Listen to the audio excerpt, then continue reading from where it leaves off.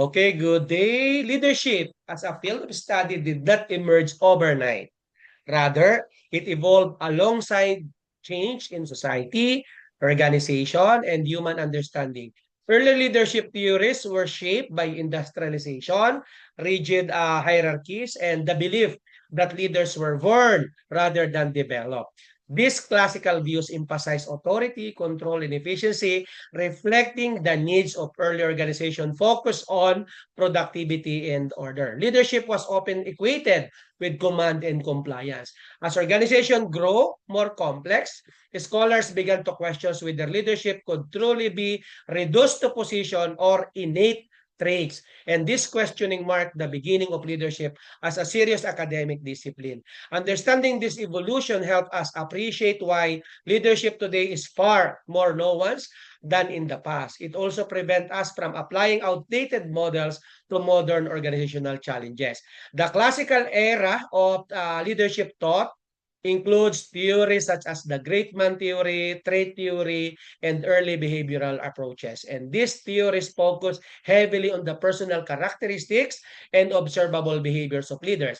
The assumption was that certain traits such as intelligence, confidence, and decisiveness distinguish leaders from followers. No? While these theories contributed valuable insights, they were limited in explaining leadership effectiveness across different contexts. Not all individuals with these traits succeeded as leader. Moreover, these approaches often ignore situational and environmental factors. As organizations diversified and became less hierarchical, the limitations of classical theories became increasingly evident. This led scholars to search for more flexible explanation of leadership. Contemporary leadership theories emerge in response to changing organizational realities, including globalization, technological advancement, and workforce diversity. These theories recognize leaders as the dynamic interaction between leaders, followers, and context.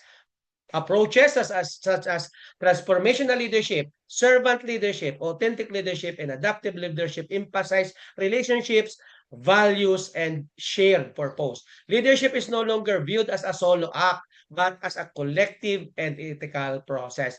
Power is increasingly seen as something to be shared rather than imposed. Contemporary theories also highlight emotional intelligence, inclusivity, and moral responsibility. Through tracing this evolution, we gain a clearer understanding of why modern executive must be adaptable, reflective, and people-centered.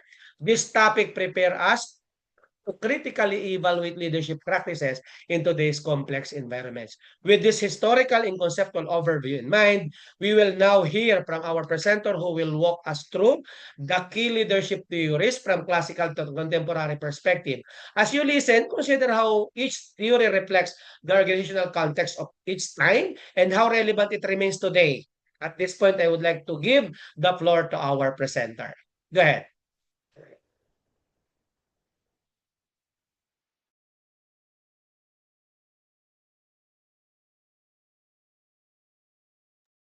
Muted ka, ma'am.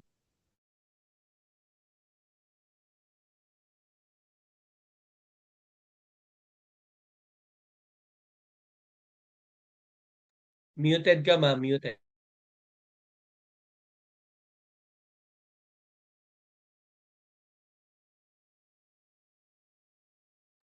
Ayan. Hello po. Go ahead.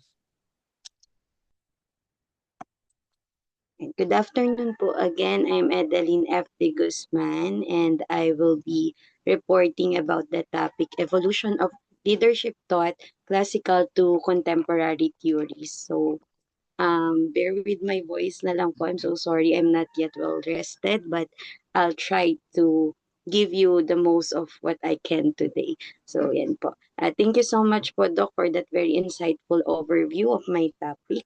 Uh, Let me start na po. So today I will be presenting the topic evolution of leadership thought, classical to contemporary theories. So this presentation will explain how theories develop over time and why these new approaches emerge.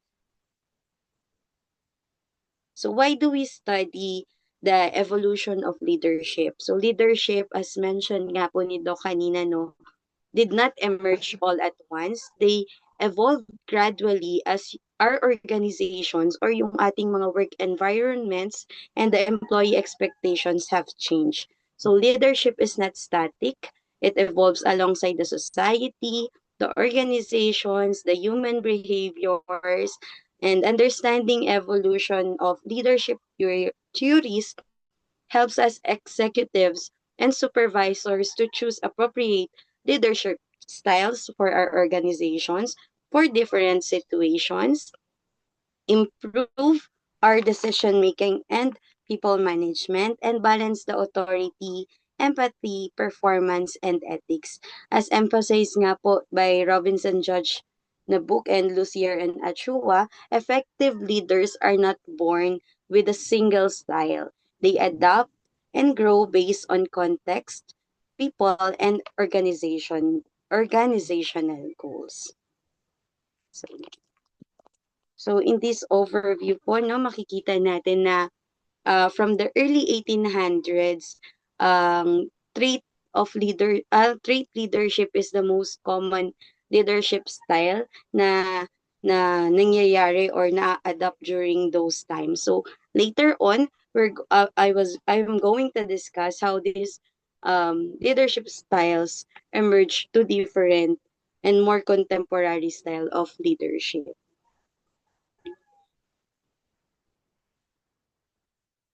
So evolution of leadership follows a clear order, and it started with the classical theories that focus on the leader as an individual, and then the theories shifted toward leader behavior. Later, the leadership became situational. Finally, contemporary theories focused on inspiration, ethics, and collaboration. This was already mentioned during the discussion of our first reporter, Miss Ruth Tambura po, no?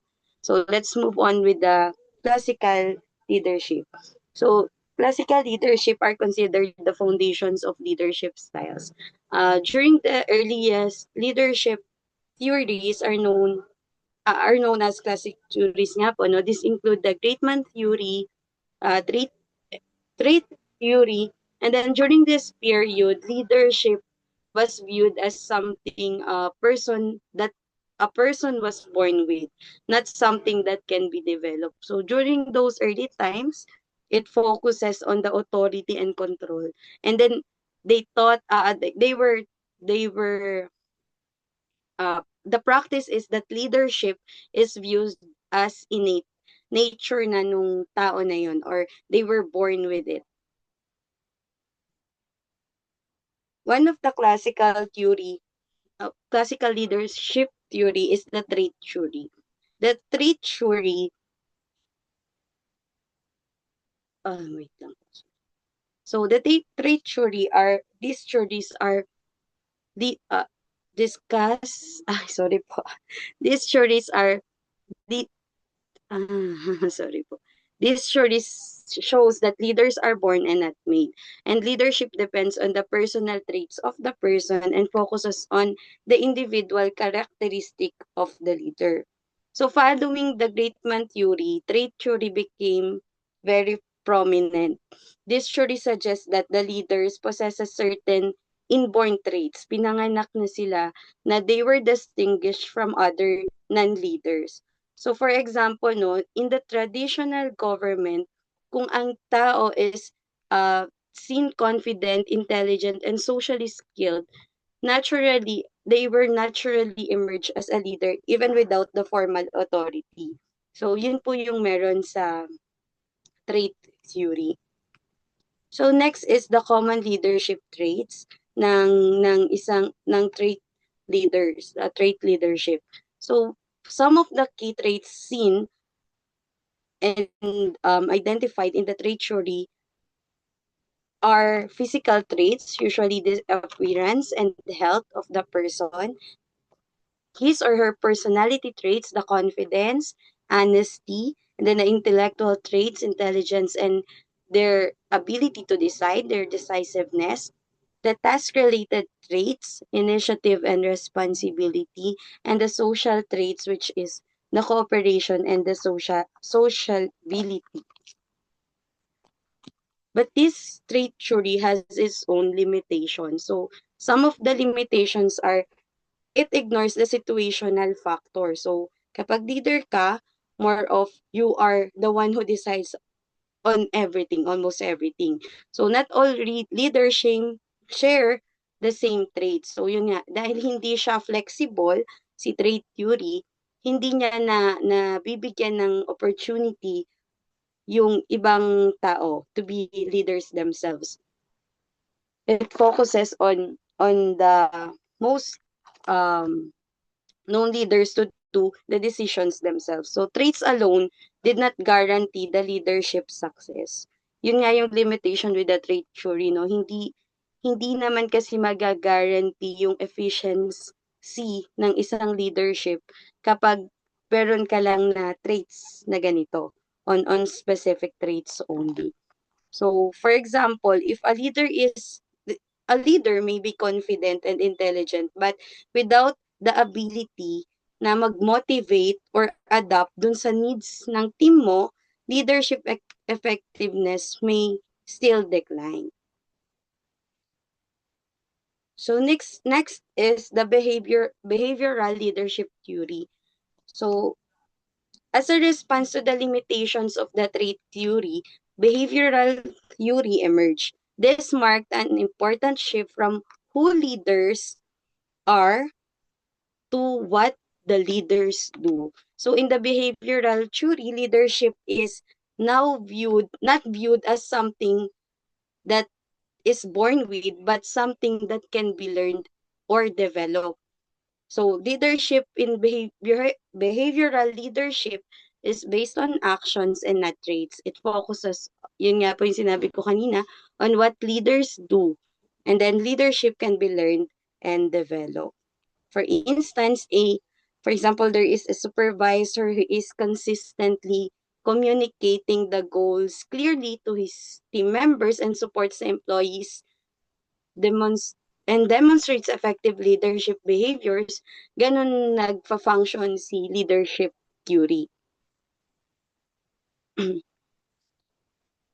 Next one po is the contingency and situational theories. So, although the behavioral theories leadership action explained leadership actions, they still assume that certain behaviors were always effective. This led to the development of the contingency and situational theories. So, leadership in the contingency and situational theories depends on the situation. This means that no single best leadership style is effective. Effective leadership depends on the context of the situation and leaders must adapt to the followers and the task. For example po ng contingency and situational theory, yung efficiency ng isang leader can be defined if, for example, how he leads in different situations such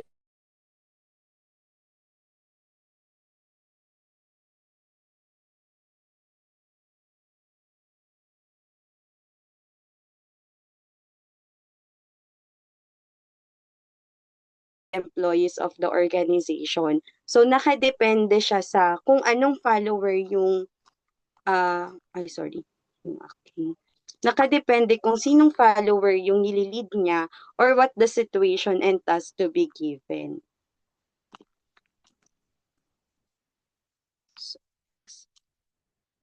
Now we're going on to the shift to contemporary leadership. So the contemporary types of leaderships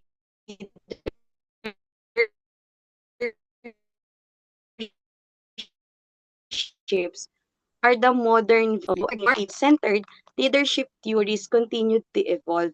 Leaders were no longer expected to simply manage tasks but also inspire, guide, and support people. It's more focused on the relationships and the people and the emphasis on motivation and ethics. Leadership as an influence and not just because of authority. Contemporary leadership theories focus on sorry. Contemporary leadership theories focuses on relationships, ethics, and emotional intelligence and shared leadership. These theories recognize employees as active contributors rather than passive followers. So this is the overview of types of uh, contemporary leadership types, leadership theories. Transactional leadership, transformational, servant leadership, authentic leadership, charismatic, and participative leadership. So let's start with the transactional leadership. Transactional leadership is one of the first contemporary approaches in the contemporary leadership. Tama. This theory builds on classical management ideas but introduces more structured motivation through rewards and consequences. So, based on this leadership, the performance of the team members or the employees is exchanged with rewards and punishments to motivate their performance. This is more focused on the efficiency and structure of leadership. As an example, let's say there's what division ba? In the sales department, employees are rewarded for meeting specific targets. So reinforcing this performance through clear exchanges of rewards or punishments kapag naman po hindi nila na-meet yung target. Next is the transformational leadership. So transformational leadership evolve as a response to the limitations of the transactional leadership. So instead of focusing only on the rewards, it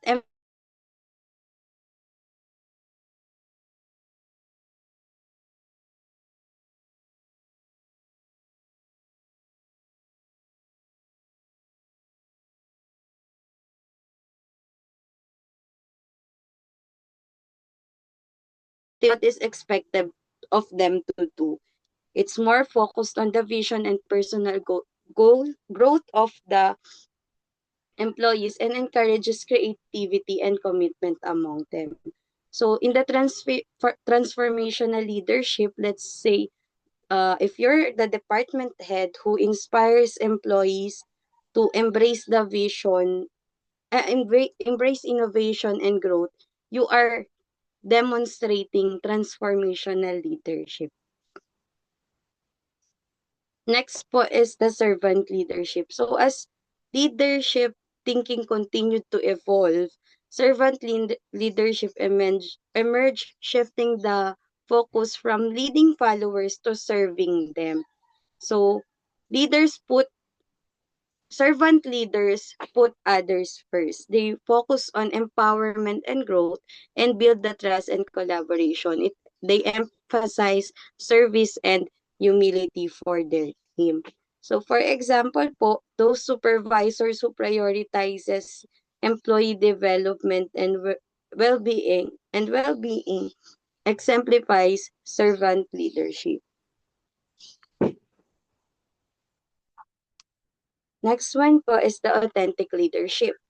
Authentic leadership developed as organizations demanded ethical and transparent na leaders. This theory emphasizes self-awareness, honesty, and moral integrity. As mentioned nga po kanina, in the contemporary style na ng leadership, it is more of leaders' self-awareness of the do's, the don'ts, and the impact they bring towards the organization. So in an example of authentic leadership po, those leader who openly communicates the challenges and admits his mistakes, fosters trust and more credibility among his subordinates. Next po is the participative leadership. Participative leadership evolved from the democratic ideals and recognizes the value of the employee involvement in the decision making. So they encourages open communication and they value the input from the team, thus improves the job satisfaction. So, kung ikaw po yung isang leader na nagko-consult with your team members or employees before implementing or changing a certain policy, this encourages ownership and also commitment among those employees po with regards to the decisions made. So last contemporary leadership style is the charismatic leadership. Charismatic leadership highlights the power of personal influence and emotional appeal in inspiring the followers, especially during times of change or crisis. Charismatic leadership influences through personal charm or strong communication or speech skills and inspires the loyalty and enthusiasm. It is more seen to be driven leadership. Most common type of this charismatic leadership can be viewed on our politicians is nowadays people are more engaged on how a person talks, how he delivers his speech. So doon nakikita yung kung paano siya fina-follow ng tao. Kung more engaging ang speech niya, the more na i-influence niya yung kanyang team or yung kanyang employees. So, next po will be the roles of emotional intelligence in leadership. So, as leaders, no, in the leadership, as the leadership theories evolves, emotional intelligence became a central concept. Modern leadership po kasi recognizes that understanding emotions is essential for managing the people effectively. If you are a supervisor who senses that your employee is burned out and you provide support, reflects that you have high emotional intelligence. So, part of the emotional intelligence is, as mentioned nga always, is self-awareness, empathy towards your team, effective communication, conflict management, and better team relationships.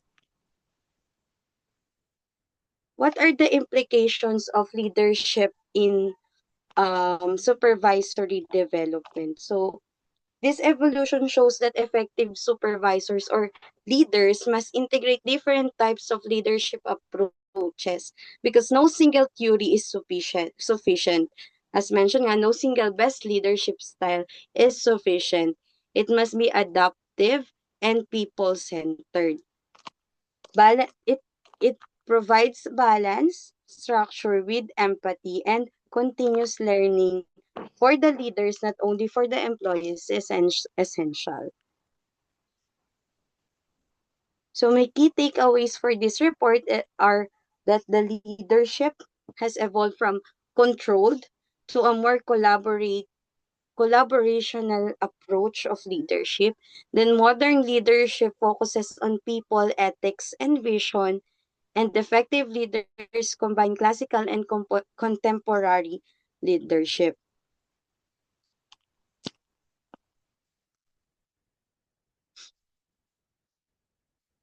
So here are my references for my report today. Again, I'm so sorry po for my voice. And I just want to leave with a closing note that leadership is not about the position alone. It is about the influence, service, adaptability, and continuous growth. Thank you again, classmates, for listening. Thank you.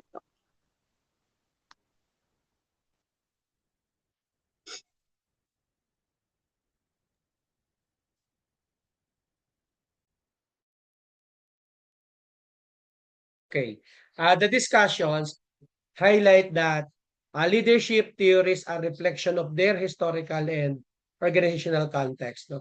Early theories assume stability, predictability, and strict hierarchies, which made command and control leadership seem effective. However, this assumption no longer hold true in today's rapidly changing environments. Classical theories laid the groundwork for understanding leadership traits and behaviors, but they failed to capture the complexity of human interaction. Their value lies more in historical insights than practical applications in modern setting. Recognizing these limitations allows leaders to avoid rigid and outdated practices, and executive leaders must therefore view classical theories as foundation, not prescriptions. Behavioral theories mark an important shift by suggesting that leader could be learned rather than inherited. Through focusing on what leaders do rather than who they are, these theories democratize leadership development. Training, coaching, uh, and feedback became central to leadership growth. However, behavioral approaches still assume that one best style could work universally. And these assumptions prove problematic as organization encounter diverse teams and unpredictable challenges.